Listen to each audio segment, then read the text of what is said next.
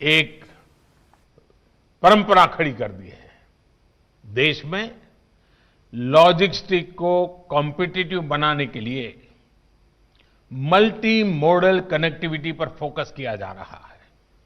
साथियों, एक vibrant economy में जब एक सेक्टर ग्रो करता है तो उसका सीधा प्रभाव दूसरे सेक्टरों पर भी होता है।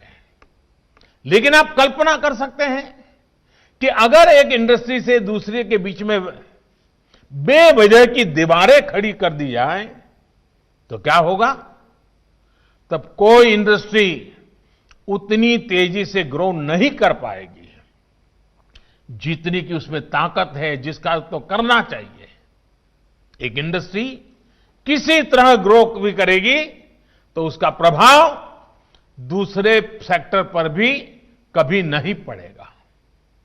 अलग अलग सेक्टर्स में इस दीवार ने देश की अर्थव्यवस्था का बहुत नुकसान किया है, सामान्य मानवीय का नुकसान किया है। अब देश में जो रिफॉर्म हो रहे हैं वो इन दीवारों को हटाने का काम कर रहे हैं। अभी हाल ही में जो एग्रीकल्चर रिफॉर्म्स हुए हैं वो इसी की एक कड़ी है। एग्रीकल्चर सेक्टर और उससे जुड़े अन्य क्षेत्रों, चाहे वो एग्रीकल्चर इंफ्रास्ट्रक्चर हो, फूड प्रोसेसिंग हो, स्टोरेज हो, कोल्ड चेन हो, इनके बीच पहले हमने ही ऐसी दीवारें देखी हैं। अब ये सभी दीवारें हटाई जा रही हैं, सभी अड़चनें हटाई जा रही हैं। इन दीवारों के हटने के बाद, इन रिफॉर्म्स के बाद किसानों को नए बाजार मिलेंगे, नए विकल्प मिलेंगे, उन्हें टेक्नोलॉजी का ज्यादा लाभ मिलेगा। देश का कोल्ड स्टोरेज इंफ्रास्ट्रक्चर आधुनिक होगा। इन सब से कृषि क्षेत्र में ज्यादा निवेश होगा और इन सबका सबसे ज्यादा फायदा अगर किसी को होने वाला है तो मेरे देश के किसान को होने वाला है, जो छोटे छोटे जमीन के टुकड़ों पर जिंदगी पालता है। उस किसान का भला होने वाला है। हमारे देश की अर्थव्यवस्था को अलग अलग सेक्टर्स में दीवारें नहीं, ज्यादा से ज्यादा ब्रिजेज चाहिए ताकि वो एक दूसरे का सपोर्ट कर सके। साथियों, बीते वर्षों में इन दीवारों को तोड़ने के लिए कैसे एक प्लान और इंटीग्रेटेड अप्रोच के साथ रिफॉर्म किए गए हैं, इसका एक बेहतरीन उदाहरण है।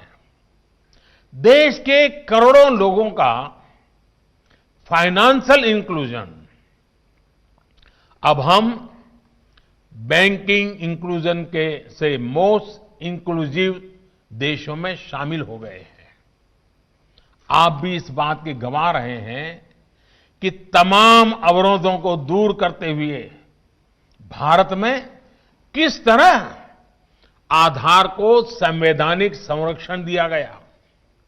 हमने अनबैंक को बैंकों से जोड़ा, सस्ता मोबाइल डेटा, सस्ते फोन उपलब्ध कराकर गरीब से गरीब को कनेक्ट किया।